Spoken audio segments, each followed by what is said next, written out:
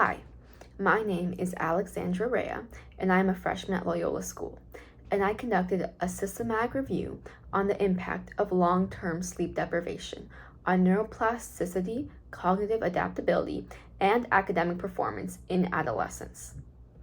I want to start with a question. How much sleep do you usually get?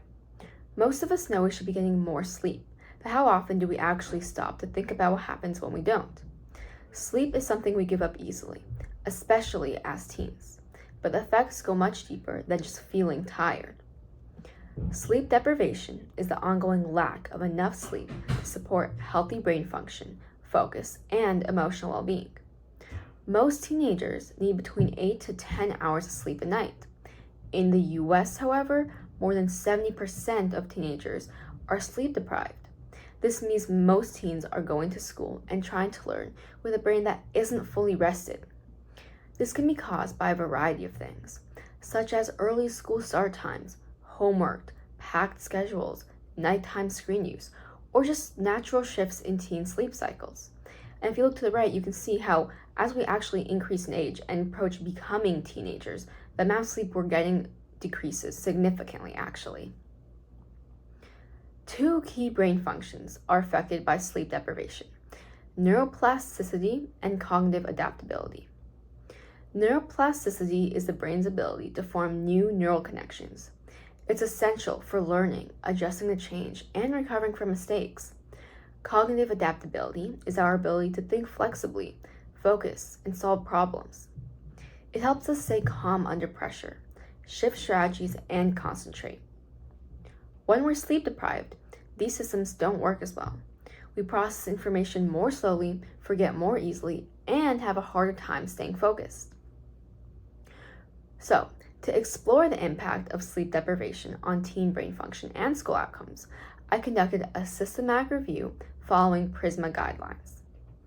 I searched academic databases, PubMed, and Google Scholar, using combinations of terms such as sleep deprivation, neuroplasticity, cognitive performance, academic performance, and adolescence.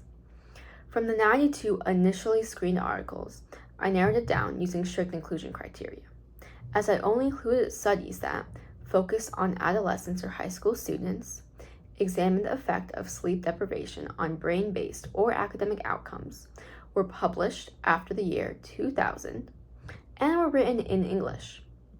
After screening 33 full-text articles for quality and relevance, I ended up with 11 studies in the final analysis. I then categorized them based on what they measured: neuroplasticity, cognitive function, academic performance, or a combination of the three. So, for my overall results, I found that out of the 11 studies reviewed, 4 directly showed that sleep deprivation impairs neuroplasticity. That includes effects like reduced ability to form new memories, disrupted consolidation of learned material, and overall sluggish or just inflexible thinking, meaning the brain has a hard time adapting or shifting between tasks, which is directly related to neuroplasticity. Meanwhile, 10 out of the 11 studies reported measurable cognitive impairments. These included decreased attention spans, slower reaction times, trouble with decision making, and reduced executive functioning, all of which are critical for learning and problem solving in school. Importantly, all 11 studies found a connection between poor sleep and academic performance. That includes lower test scores, reduced GPA, increased tardiness, and more frequent absences. Some even linked chronic sleep loss to lower motivation and school engagement. Even though the studies used different methodologies, from self-report surveys to brain imaging, the patterns were consistent. Most showed a strong correlation between long-term sleep deprivation and negative outcomes. However, not all controlled for confounding factors like caffeine intake, screen time, emotional stress, which means that some results could be influenced by those external variables. The effects on neuroplasticity. Sleep has a powerful effect on how the brain grows, adapts, and stores information, especially during adolescence. One study found that when teens were given more sleep, just an additional 1.5 hours per night, their memory performance improved significantly. This shows how sleep supports memory consolidation and helps reinforce learning. Short sleep has also been linked to a sluggish cognitive tempo, a behavioral pattern marked by mental fog, daydreaming, and slow processing. This suggests that not getting enough sleep may interfere with how efficiently the brain communicates and stays alert. Other research suggests that sleep deprivation may also reduce levels of BDNF, a key protein that supports brain cell growth and synaptic plasticity. Similarly, models have shown altered synaptic density under chronic sleep loss, hinting at possible structural effects in the human brain as well, which can be shown in the right, as there is a synapse that over time, due to stress, which can be an effect of sleep deprivation, has become more reduced and has lowered its levels of BDNF. Adolescents may be especially vulnerable to these changes. During this period, the brain is still going through major development, including pruning and strengthening of synapses, and sleep is essential to supporting that process, which means when it is reduced and when we don't get enough sleep, it has a major effect. Effects on cognitive adaptability. Sleep plays a major role in how we think, focus, and adapt, a group of skills called cognitive adaptability. When teens don't get enough sleep, the effects on thinking are clear and measurable. One study found a 22% delay in response time on tasks that require flexible thinking, fast-paced lessons, or necessarily to respond quickly under pressure.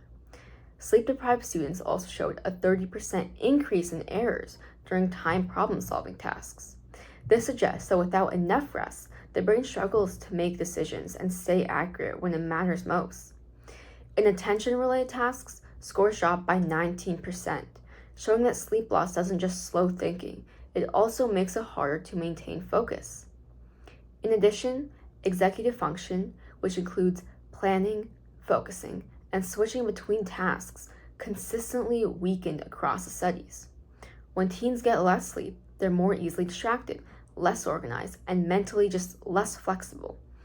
All these findings show that sleep deprivation limits teens' ability to think clearly, adjust to challenges, and stay mentally sharp, even when they try their best.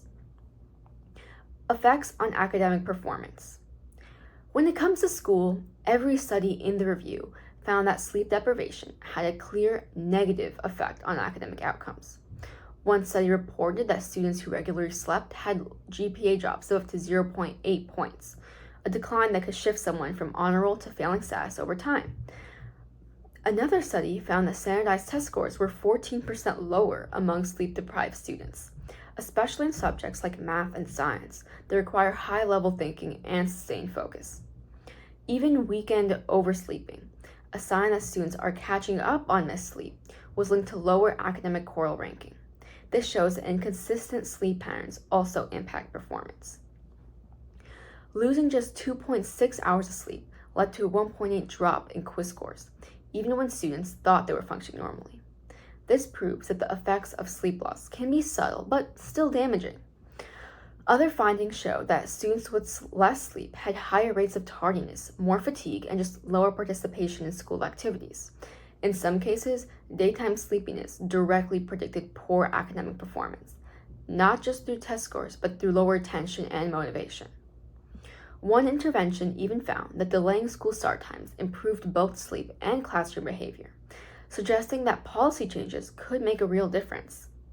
Altogether, the evidence is consistent. When teens don't sleep enough, their grades, test scores, and engagement all suffer. Limitations. While this review revealed consistent evidence that sleep deprivation harms teens' brain function and academic performance, it's important to recognize its limitations. First, many of the studies relied on self-reported sleep data, like surveys or sleep diaries. This type of data can be subjective and inaccurate, since people may not remember or estimate their sleep time correctly, especially teenagers. Only a few studies used objective tools like actigraphy or polysomnography, which track actual sleep patterns with devices. Without those tools, it's hard to confirm the exact amount or quality of sleep each participant was getting. Another limitation is that most studies were cross-sectional, meaning they collected data at a single point in time.